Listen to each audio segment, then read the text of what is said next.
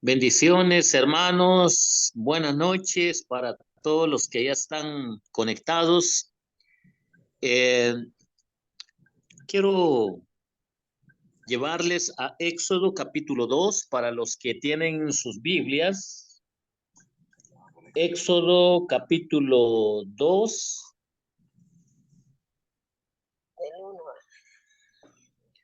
¿Lo tienen, hermanos?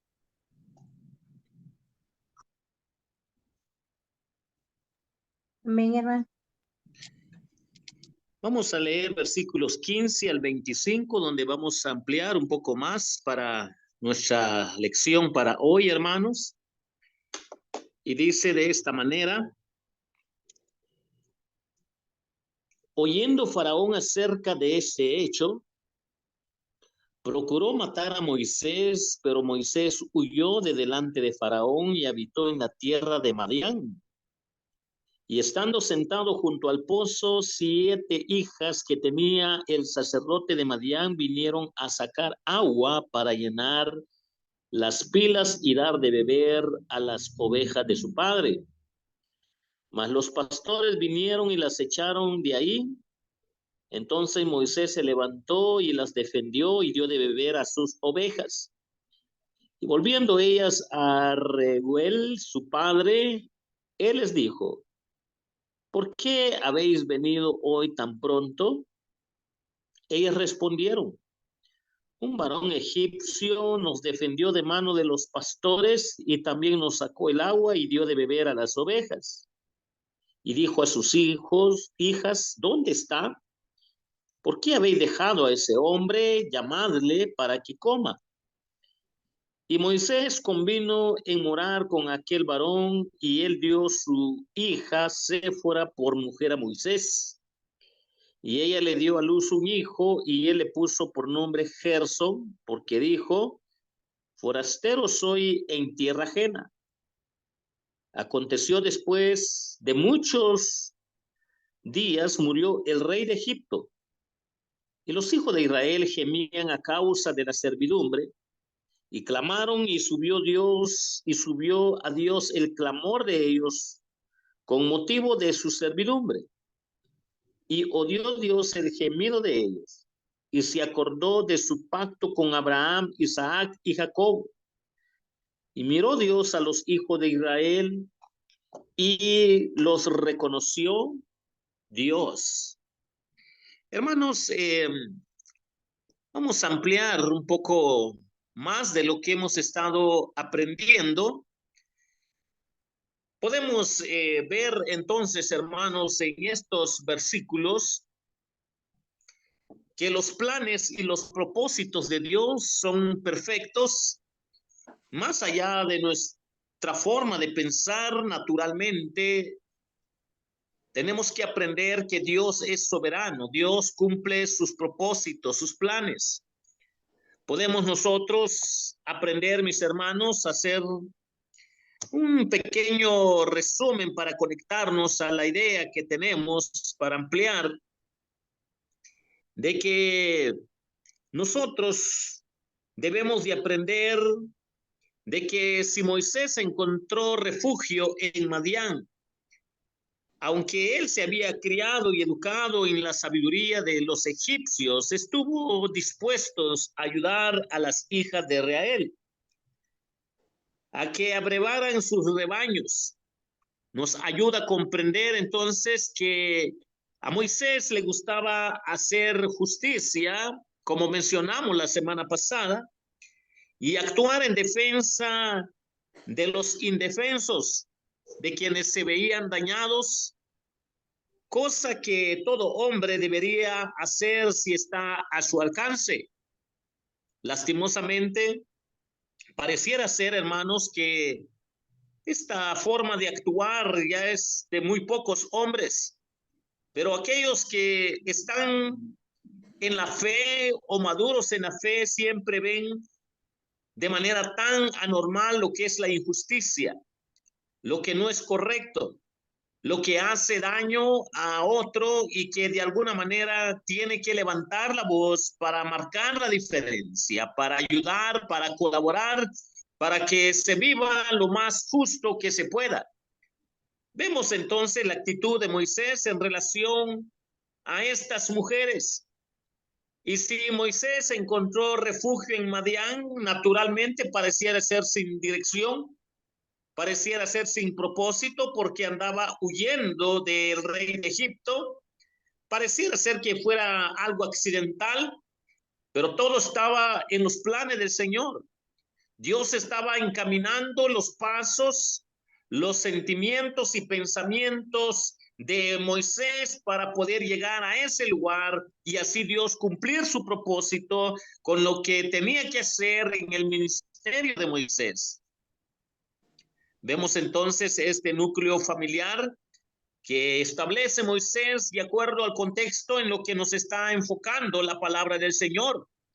Pero podemos ver que Moisés es un hombre de justicia, un hombre justo, un hombre que no le gusta la injusticia, un hombre que no da lugar a que los demás se aprovechen de otras personas indefensas.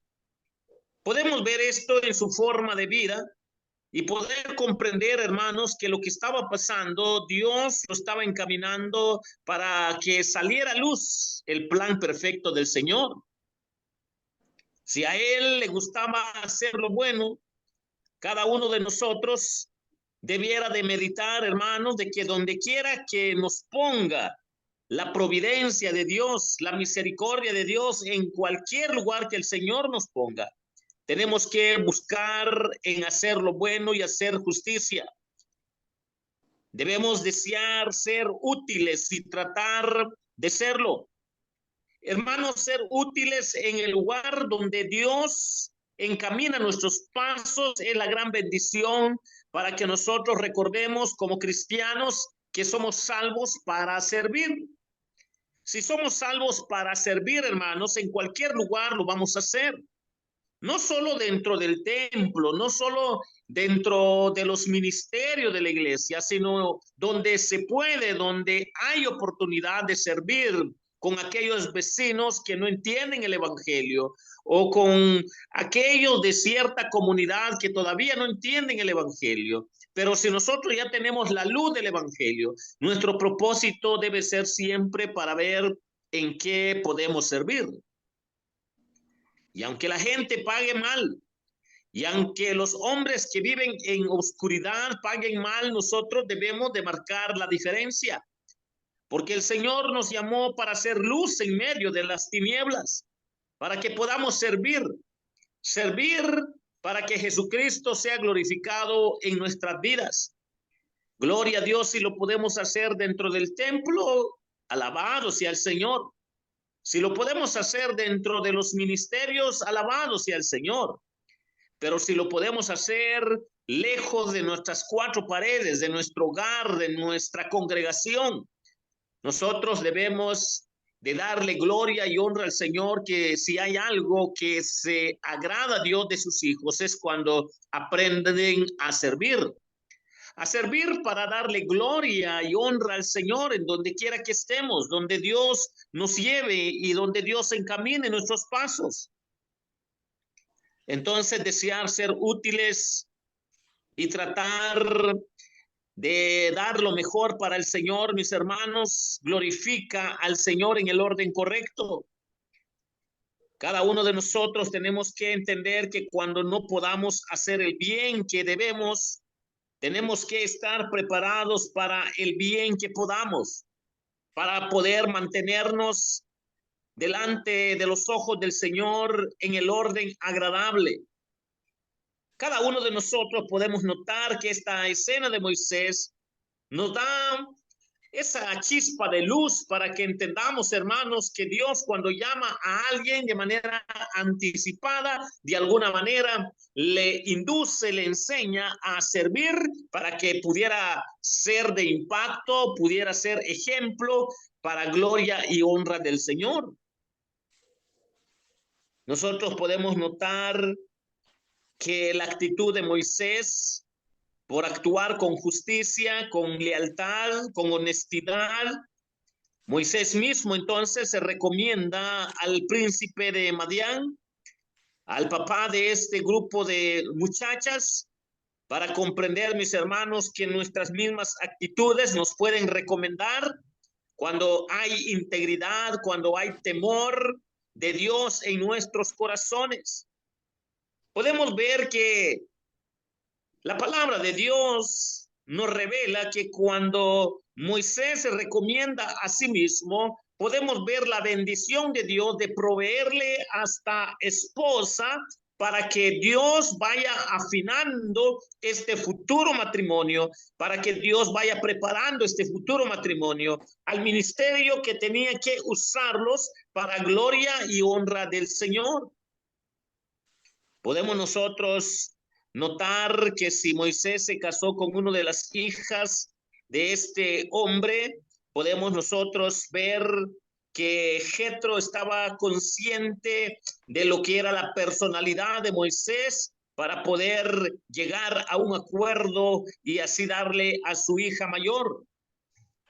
Y la palabra del Señor nos resalta y nos dice que como bendición de este hogar, este nuevo hogar, ellos pueden ver la bendición de Dios al proveerles un primer hijo y le dan como nombre Gerson, para que nosotros recordemos que las bendiciones del Señor, cuando vienen de lo alto, vienen en un orden que va a glorificar su nombre. Primero el incidente que pasa, luego la disposición de servir y actuar con justicia. Podemos nosotros notar, mis hermanos, que luego Dios lo bendice con una esposa y después Dios le bendice con un hijo. Podemos ver, mis queridos hermanos, que él, aunque era extraño en ese territorio, podemos ver que la mano de Dios estaba con este Moisés, que era extraño en ese lugar. Y cada uno de nosotros, mis hermanos, podemos comprender que para que le recordara la tierra en que había sido extranjero, también nos ayuda a recordar a cada uno de nosotros, porque Moisés estuvo como extranjero allá en las tierras de Egipto. Ahora, antes de su llamado a un ministerio, también pasa la experiencia de ser extranjero lejos de su tierra. Pero esto nos ayuda a comprender, mis hermanos, que los cristianos, cuando son alcanzados por la gracia de Dios, cuando Dios perdona sus pecados, cuando Dios en su gracia los alcanza para salvarlos, su vida sobre esta tierra también es de peregrinaje. Su vida es nada más como un extranjero que tarde o temprano, aunque vivamos en tal zona, en tal aldea, tal país, tal nación, tarde o temprano nosotros vamos a partir con el Señor, recordándonos la palabra del Señor, que los hombres de fe vivieron como extranjeros en tierras ajenas que ellos no conocían, pero que estaban conscientes de que Dios estaba obrando para su propia gloria. Hermanos, nosotros podemos ver acá grandes lecciones para entender que nuestro peregrinaje sobre esta tierra debe de ser con honestidad, con temor a Dios, con justicia, para no estar con disfrute al ver tanta injusticia que no agrada a Dios, sino más bien entristecernos, levantando nuestra voz para poder marcar que hay algo justo que marca la diferencia cuando viene en el orden de Dios. Si en la sociedad esa es nuestra responsabilidad, sea aldea, pueblo, colonia, tenemos que actuar de esa manera como actuó Moisés. Podemos nosotros recordar que esta escena nos lleva a nuestra responsabilidad temporal sobre la tierra. Pero podemos notar que de acuerdo a los versículos que tenemos en su contexto, versículos 23, versículos 25, podemos ver, hermanos, que el asesinato fue una realidad. Varios niños de los judíos murieron. Y aunque el asesinato no siguió de acuerdo a lo que enfoca las escrituras, nos hace recordar, mis hermanos, que continuó la servidumbre de los israelitas en Egipto. Hermanos, tener una experiencia de que los niños son asesinados. Solo pensemos un poco cómo se sintió el corazón de todos los padres de familia, de los judíos, de los hebreos, que sus hijos primogénitos pues fueron lanzados al río.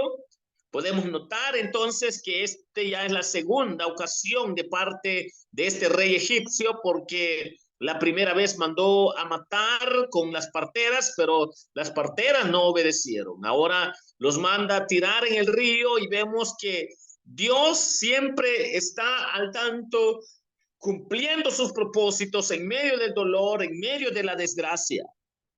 Pero poder ver que aunque esto menguó, aunque esto paró, podemos ver que la servidumbre seguía. Y la servidumbre traía aflicción, traía dolor, traía llanto, traía grito. Y podemos entender, mis hermanos, que a veces el Señor tolera que la vara de los malos caiga larga y pesada sobre lo que Dios permite en la vida del justo. Pero tenemos que aprender, mis hermanos, que al final, de acuerdo al propósito de Dios, de acuerdo a lo que Dios revela, al final tenemos que aprender, hermanos, que sometidos a sus tribulaciones, cuando el hombre siente dolor, cuando el hombre siente látigo, cuando el hombre siente la esclavitud, tenemos que aprender que de acuerdo al desarrollo de las historias bíblicas, es en ese momento cuando los hombres de fe empiezan a pensar en Dios, empiezan a meditar en Dios. Los hombres son muy tentados, hermanos, en no meditar en Dios cuando las cosas van bien. Los hombres son muy tentados en no querer oír de la palabra de Dios cuando hay trabajo, cuando hay salud, cuando todo anda bien, cuando hay dinero de por medio, pues los hombres tienden a olvidarse de Dios, tienen esta tentación y tienden a endiosar la riqueza, el tiempo, el trabajo, la familia, y dejan a Dios por un lado. Y podemos nosotros ver entonces que ellos, al sentir el látigo de Egipto, empiezan a meditar en Dios, a pensar qué pasó con la promesa de Dios, a pensar dónde quedan las promesas de Dios.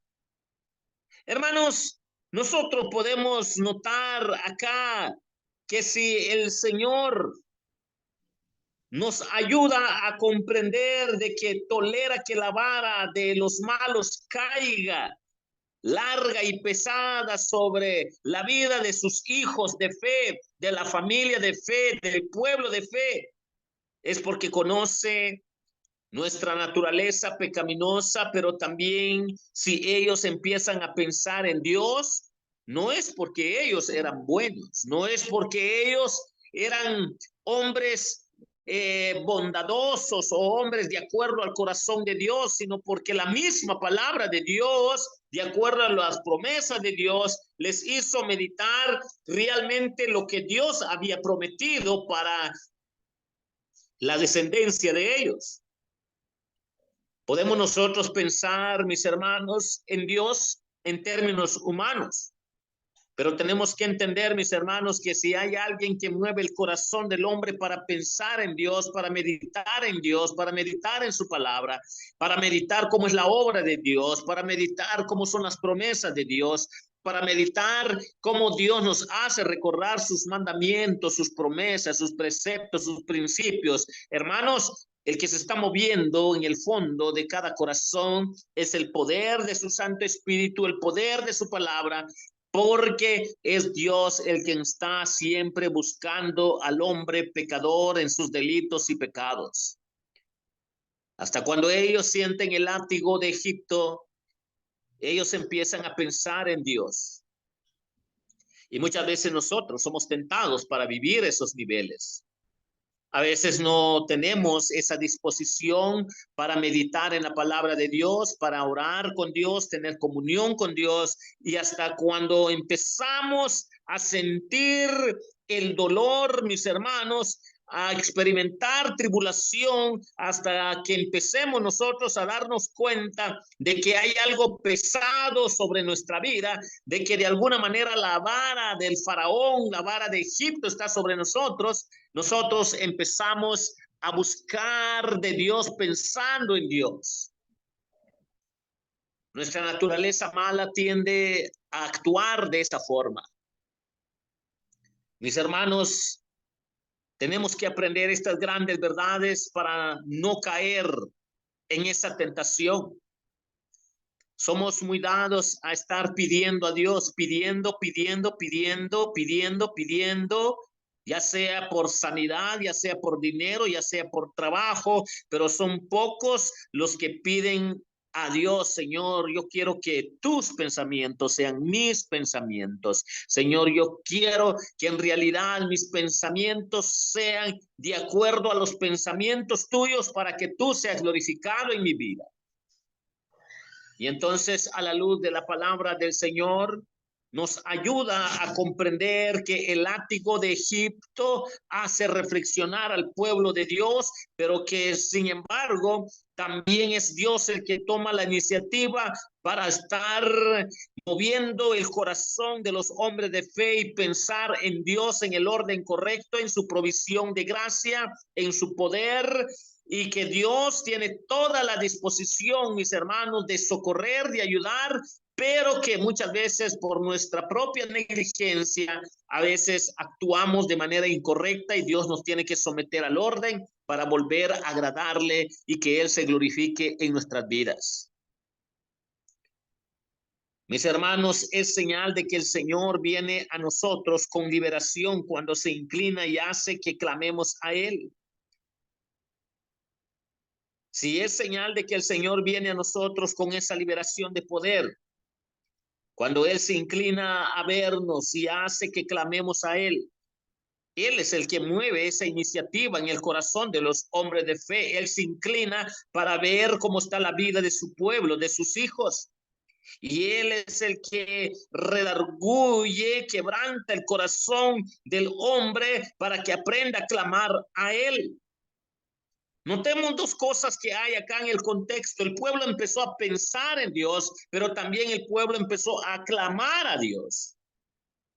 Dos verbos que nos ayudan a comprender, mis hermanos, de nuestra responsabilidad de tener una buena relación con Dios en medio de cualquier circunstancia, para que nuestra fe no desmaye, para que nuestra fe no caiga, para que nuestra fe no esté pecando contra de Dios o no tiente a Dios o que digamos cosas que no agradan a Dios. Pero la palabra de Dios nos dice de que Dios oyó sus gemidos. Dejó en claro que había tomado nota de sus gemidos. Dios estaba al tanto de su pueblo, de sus promesas que le había hecho a sus padres, a Abraham, Isaac y Jacob, a los 12 patriarcas y ahora los descendientes de los 12 patriarcas que están a corto tiempo de salir para Egipto con una gran multitud. Mis hermanos, si Dios oyó sus gemidos, si Dios tomó nota de sus gemidos, es para que entiendan que Él recordó su pacto, del cual Él mismo nunca se olvida, porque lo que Dios ha prometido lo cumple de acuerdo a su promesa. Y esto, mis queridos hermanos, es la razón del por qué la palabra del Señor nos dice que la actitud de Moisés, la actitud de sus padres, la actitud del pueblo de Israel en medio de tanto dolor que estaban pasando, ellos vivieron creyendo en la promesa que Dios le hizo a Abraham, Isaac y Jacob. Pero que en cierta experiencia muchas familias estaban tan frías espiritualmente, otros carnales espiritualmente, y otros estaban como parte del remanente esperando que Dios cumpliera sus promesas de acuerdo a su tiempo. Pero con todo lo que estaba pasando, Dios se inclinó para ver a su pueblo.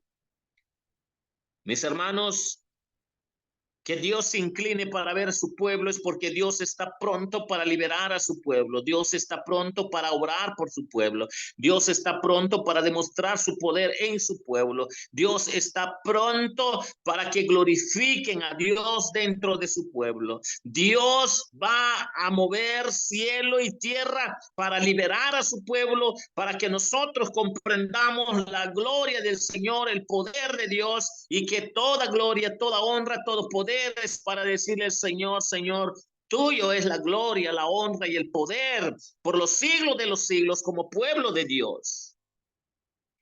Y el pueblo de Dios tenía que aprender esto porque muchos se habían contaminado de la cultura egipcia, de los dioses egipcios, de prácticas egipcias, que mucho de eso no agradaba a Dios. Otros ya no tenían fe en esa promesa que Dios le había dicho a Abraham, Isaac y Jacob, y otros sí. Mis hermanos, esto tuvo en consideración y no algún mérito de ellos. Lo que Dios tuvo en consideración es porque es para su propia gloria, fue por su propia gracia, no fue por algún mérito que ellos merecían como pueblo esclavizado, pueblo con dolor, no fue por algún mérito de ellos. Cualquiera puede malentender esta escena como estaban sufriendo mucho, por eso merecían ser librados. No es eso la idea. Si nosotros entendiéramos lo que dice la Biblia, por cuanto todos pecaron, están destituidos de la gloria de Dios. Nosotros lo que merecíamos era pena de muerte, nosotros merecíamos la condenación eterna. Realmente, hermanos, no es que ellos merecieran algo aquí como pueblo. No es que ellos merecieran aquí algo que en realidad los justifica delante de Dios, porque no hay nada bueno en el hombre. Lo bueno que Dios ve es cuando esa fe es puesta en la promesa del unigénito Hijo de Dios. Lo hermoso que Dios ve es cuando se actúa a base de esa fe que se tiene en el Hijo de Dios, y en este tiempo era la fe en Cristo, el Redentor, el Mesías, que venía por delante y que eso los justifica, los justificó delante de Dios, para comprender que aquí no hay mérito de ellos, sino una consideración por gracia divina, para no malentender esta escena. Pero él miró a los hijos de Israel, de acuerdo a la promesa que Dios le hizo a Abraham, Isaac y Jacob. Cada uno de nosotros podemos notar que Moisés los miró. Moisés los compadeció. La actitud de Moisés al salir de Egipto, Moisés miró a su pueblo. Como humano los compadeció, o sea, se compadeció de su pueblo, de su sufrimiento. Pero hasta ahí llegaba el nivel de Moisés como humano que era, ni por más que era el pronto para ser el rey de Egipto, pero nos damos cuenta que era lo más que él pudo hacer. Si Moisés los miró y solo se compadeció, es porque tenía ciertas limitaciones. Pero ahora quiero que aprendamos algo diferente, que ahora Dios no solo los miró, porque Moisés también los miró y se compadeció de ellos, Moisés, pero Dios los miró y los ayudó.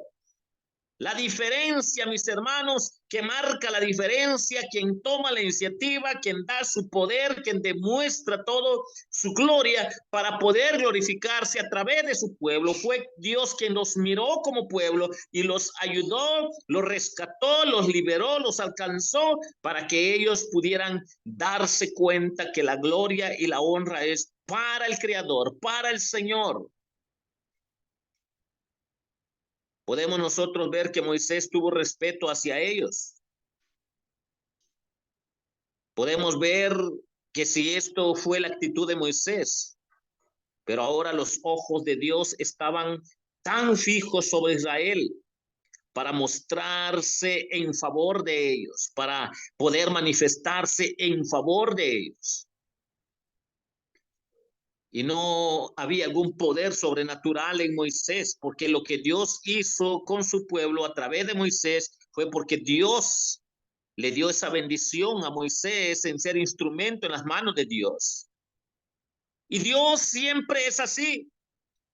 Una muy pronta ayuda en las tribulaciones.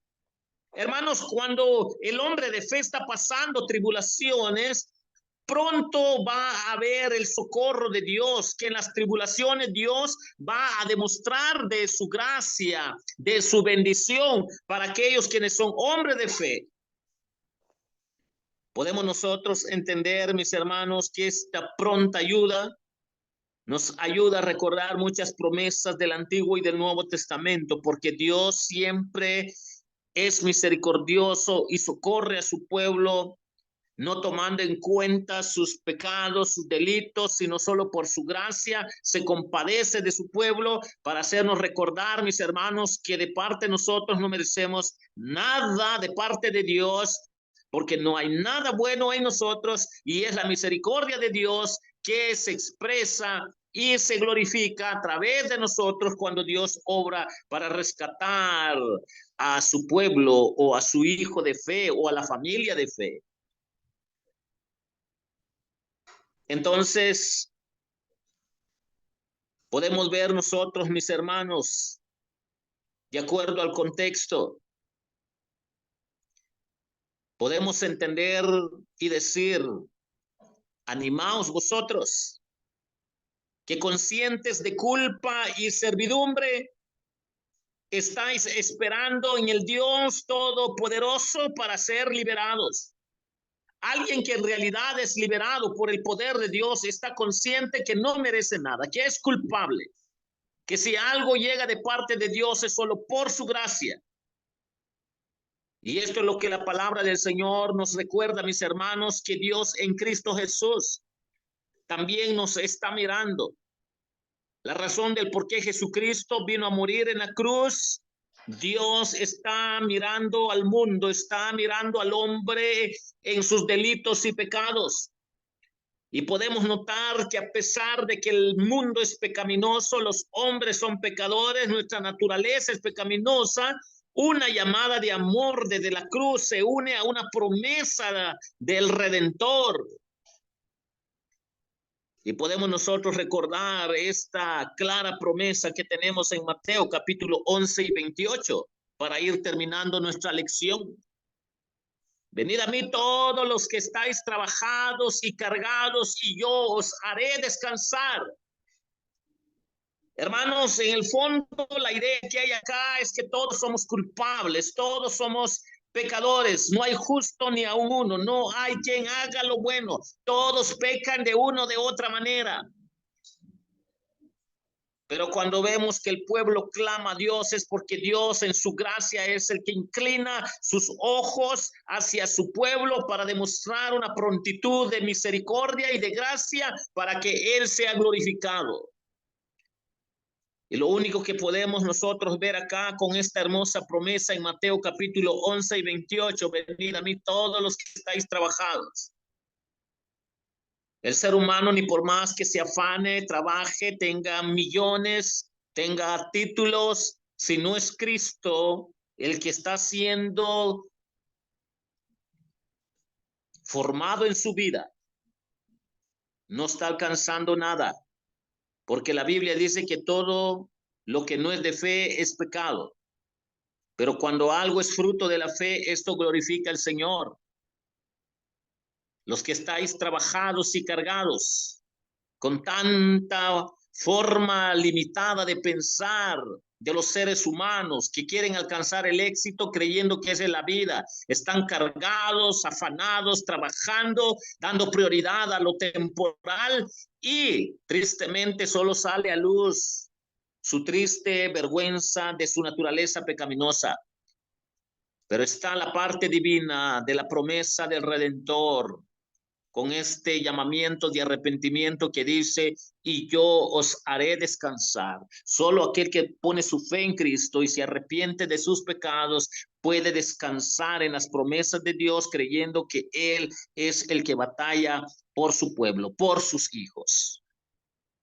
Para no malinterpretar con todas las maravillas que Dios hizo a través de Moisés, que Moisés era el que tenía poder, que el pueblo es el que merecía el rescate de parte de Dios. No, para no malinterpretar los textos, tenemos que entender que fue por la pura gracia de Dios, para que pudiera el pueblo tomar de su gracia y darle gloria y honra al Señor en el orden correcto, para que hasta el día de hoy también su gracia se manifieste hacia todos aquellos que han puesto su fe en Jesucristo, arrepintiéndose de sus pecados, porque esta es la idea que hay acá en el fondo.